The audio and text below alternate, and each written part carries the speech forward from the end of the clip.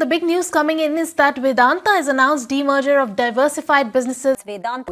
वेदांता।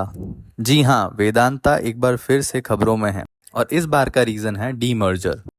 ये पूरी कहानी शुरू होती है 26 सितंबर 2023 को, जब मूडीज की एक रिपोर्ट आती है जिसमें वो कहते हैं कि वेदांता पर जो डेट है, जो कर्जा है, वो बहुत ज्यादा है और इसलिए उनकी रेटिंग को डिग्रेड कर दिया गया और वेदांता का स्टॉक 6% गिर गया। पर इस रिपोर्ट के अगले ही दिन यानी 27 सितंबर 2023 को वेदांता के मैनेजमेंट ने ये अनाउंस कर दिया कि वो वेदांता को 6 अलग कंपनीज में डीमर्ज कर देंगे और इस अनाउंसमेंट के बाद स्टॉक 7% भाग गया। तो अब आइए समझते हैं कि ये डीमर्जर कुछ काम का है भी या सिर्फ खबरों में आने के लिए या स्टॉक मैनिपुलेट करने के लिए अनाउंस हुआ है। वेदांता की हिस्ट्री है खबरों में रहने की, स्पेशली कोविड के बाद से तो बहुत ज्यादा। कभी वो कहते हैं हम डीलिस्ट कर देंगे, कभी कहते हैं रीस्ट्रक्चर कर देंगे, कभी कहते हैं डीमर्ज कर देंगे, पर एक चीज जिसकी वो बात नहीं करते वो है उनका डेट, कि वो इसका रीपेमेंट कैसे करेंगे। अगर आप वेदांता के शेयर होल्डर हो तो इस बात से बहुत खुश होगे कि पिछले कुछ टाइम से कंपनी बहुत ज्यादा और बढ़िया डिविडेंड दे रही है। अगर हम लास्ट फाइनेंशियल ईयर की बात करें तो टोटल डिविडेंड जो इन्होंने पे किया वो था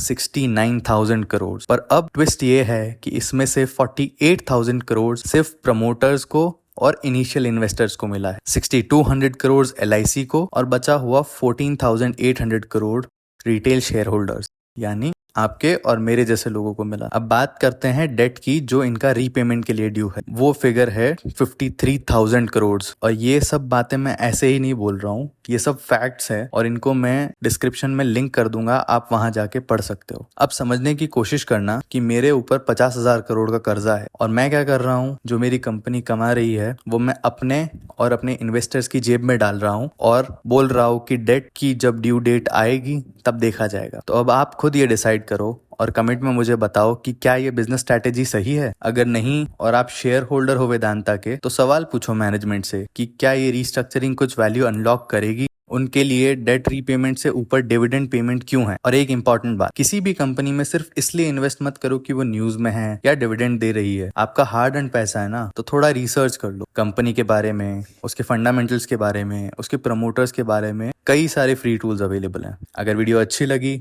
और कुछ वैल्यू मिली तो इसे लाइक कर दो, अपने दोस्तों के साथ शेयर कर दो और कमेंट करके बताओ कि आपको किस शेयर पर ऐसे इन्फॉर्मेटिव वीडियोस और चाहिए। और सब्सक्राइब करना मत भूलना, वो फ्री है, उसका पैसा नहीं लगेगा, तो क्लिक कर दो जल्दी से।